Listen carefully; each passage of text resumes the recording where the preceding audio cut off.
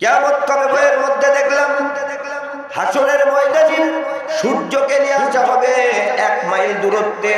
কোন বলল লেখা আছে 12 হাত উপরে আসবে, মাথা থেকে 12 হাত উপরে আসবে। ওই সূর্যের 12টা মুখ খুলে দেওয়া হবে। 12টা মুখ দিয়ে যখন সূর্য তাপ বিকিরণ করতে থাকবে, তাপে সূর্যের তাপে মানুষের মাথা ফেটে যাবে, পায়ের তলার বালুগুলো তামার মতো গরম হয়ে যাবে, মাথা ফেটে গিলু বের হয়ে যাবে, মাথার মগজ বের হয়ে যাবে। আল্লাহর নবী বলেন ওই কিয়ামতের ময়দানে আল্লাহর নবী বলেন মানুষের মাথা ফেটে তার মগজ বের হয়ে যাবে, আর পায়ের তলার গরমে মানুষের গা থেকে ঘাম ছোড়া শুরু হয়ে যাবে।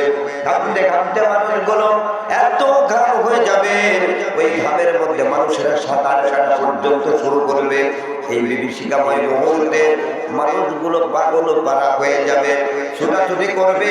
Member, chairman, OC, DC, MP, মন্ত্রী, বক্তা, শ্রোতা, উদ্যোক্তা সকলে মিলে দৌড়াদৌড়ি করবে, একে অপরকে বলবে ভাই আজকে যে বিভীষিকাময় মুহূর্ত, এই মুহূর্ত থেকে বাঁচা দরকার।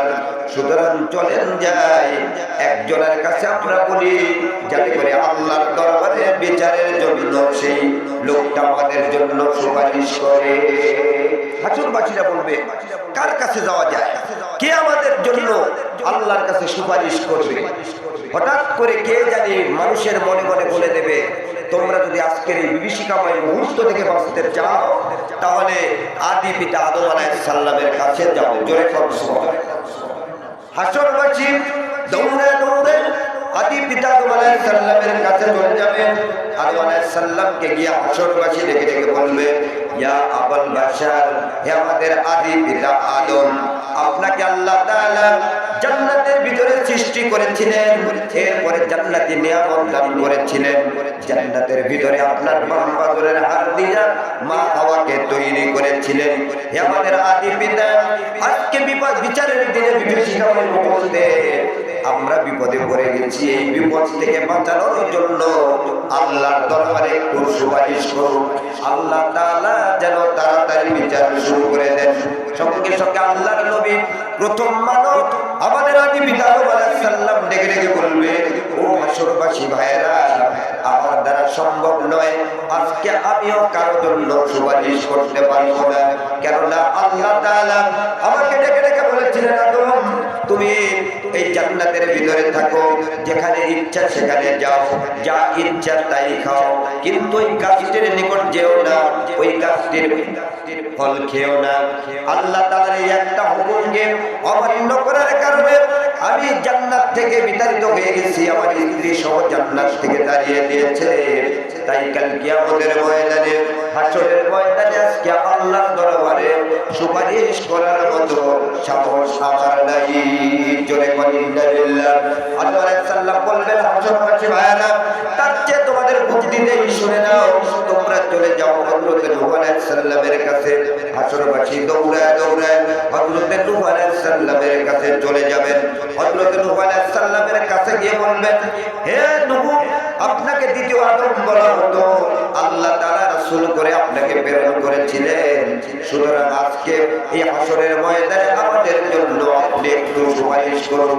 কিন্তু নূহ আলাইহিস সালাম বলবেন, ও হাসরবাসী ভাইয়েরা, আমার দ্বারা সম্ভব নয়, আমি পারবো না।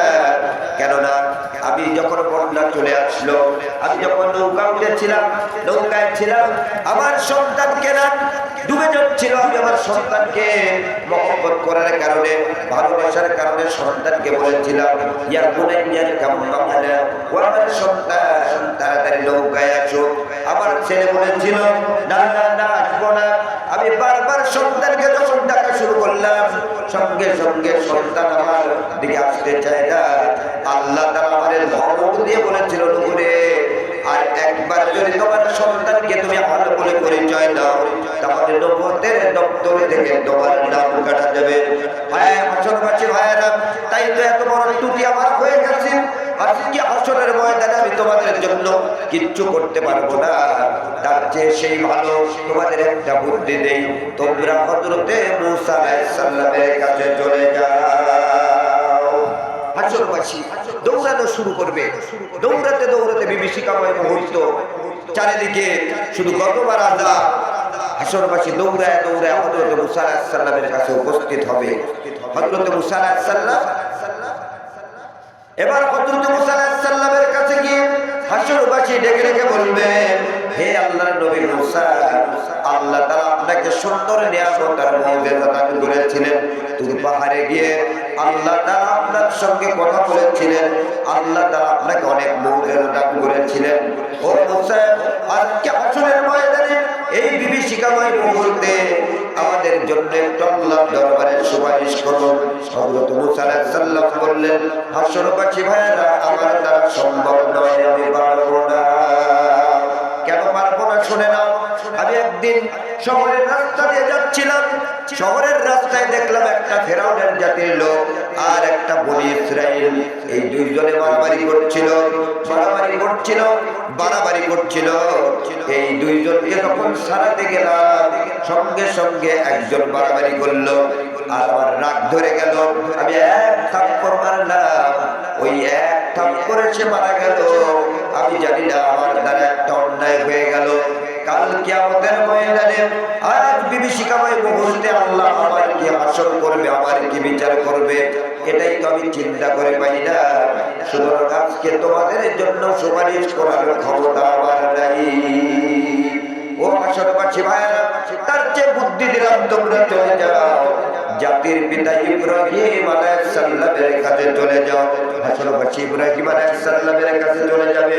হাসরবাসী ইব্রাহিম আলাইহিস সালামকে ডেকে ডেকে বলবে, হে আমাদের জাতির পিতা ইব্রাহিম, আল্লাহ তাআলা আপনাকে বাবেল শহরে পাঠিয়েছিলেন।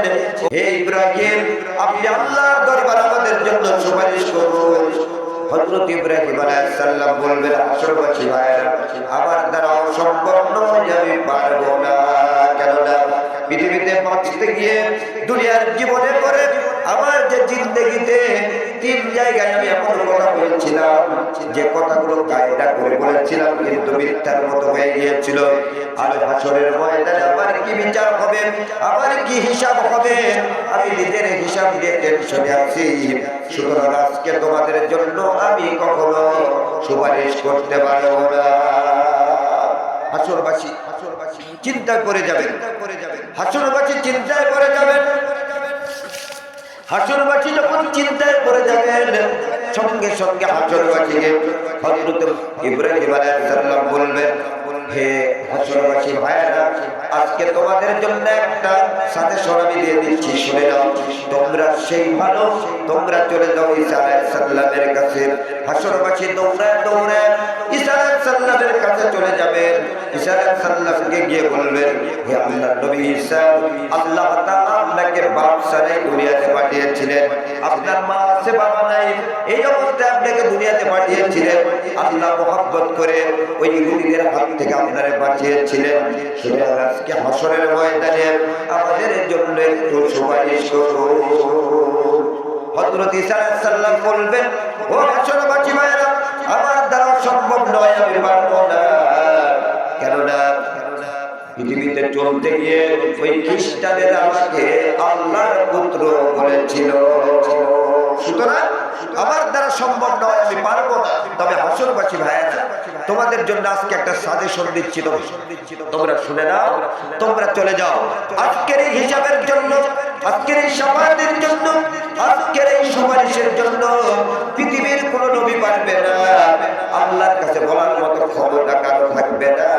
তবে একজনের ক্ষমতা আছে, তিনি হলেন আখিরি জামানার পয়গম্বর নবী মুহাম্মদুর রাসূলুল্লাহ সাল্লাল্লাহু আলাইহি ওয়াসাল্লাম। জোরে কোন সুবহানাল্লাহ। ও হাসরবাসী ভাইরা, তোমরা তার কাছে চলে যাও। হাসরবাসী দৌড়াতে দৌড়াতে হযরত বিশ্বনবী সাল্লাল্লাহু আলাইহি ওয়াসাল্লামের কাছে যাবেন। গিয়ে দেখবেন বিশ্বনবী সাল্লাল্লাহু আলাইহি ওয়াসাল্লাম মাকামে মাহমুদের সাথে সিজদায় পড়ে আছে।